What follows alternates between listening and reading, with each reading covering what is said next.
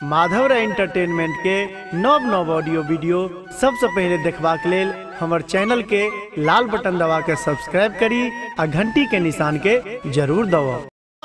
कटिहा बउआ के केस रे और देखियो हमर बरुआ के चाचा नीलांबर जी हंस रहल छथिन, हमरो सब किछ कहथिन कि नहीं।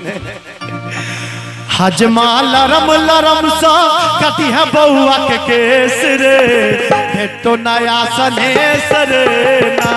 हजमा लरम लरम सा कटिहा बउआ के केस रे भेटो नया सनेस रे ना। रे हजमा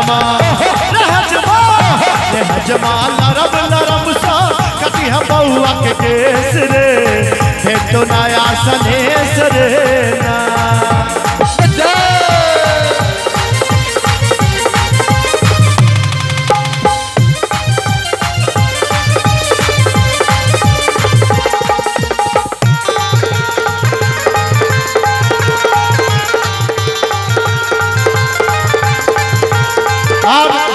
आगू की कहे छथिन हजाम के रे बउआ के केस छै मुल्तानी देबो विदाई में बउआ के मामी।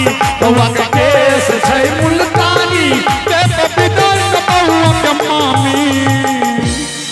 मामी मौसी आयल छथिन ना, हमरा पहले सामान भेट गेल, बहुत मामी मौसी सब आयल छथिन। रे बउआ के केस छै मुल्तानी देबो विदाई में बउआ के मामी।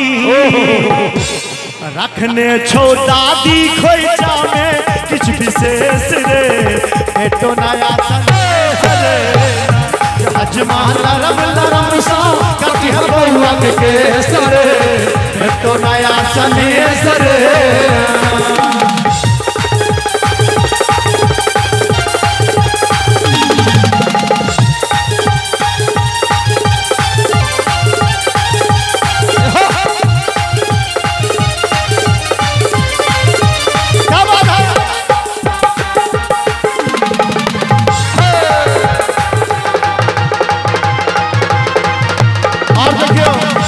बरुआ के मौसी के बारे में की कहे छथिन? की कहे छथिन?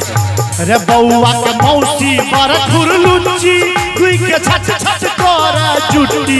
बउआ के मौसी बड़ खुरलुच्ची दुई के छट छट करे जुट्टी। बउआ के मौसी बड़ खुरलुच्ची साफ साफ कह के कहियो दुई के छट छट करे जुट्टी। पीछे जींस टी शर्ट देने घूमे नया ड्रेस रे तो नया सनेस रे। हजमा लरम लरम सा कटिहा बउआ के केस रे तो नया सनेस रे।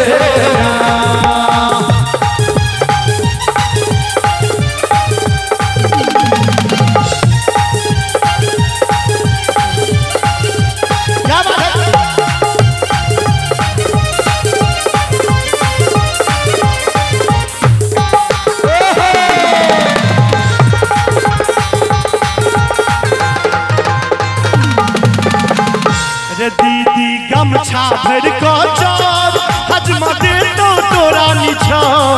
दीदी गमछा भर को चार हजमा दे तो तोरा निछार। कुर्ता धोती जोरा कुर्ता धोती जोरा भेटो तोरा सनेस रे भेटो नया सनेस रे।